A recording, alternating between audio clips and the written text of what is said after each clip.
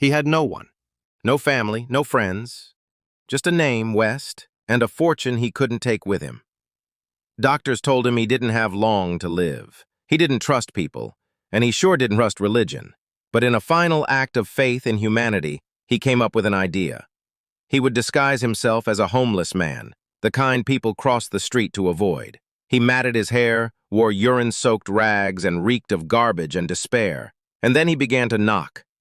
Churches, shelters, ministries, he begged, he wept, he asked for warmth and love, not money.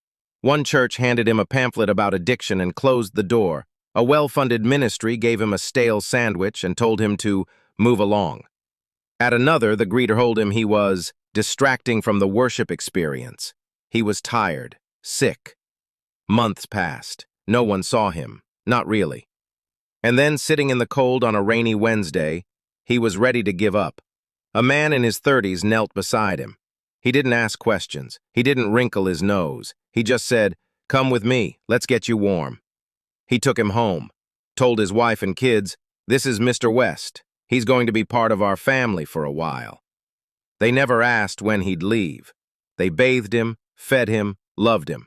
And when Mr. West died a few weeks later, he died in a clean bed, with laughter in the next room, and tears on the cheeks of people who called him family.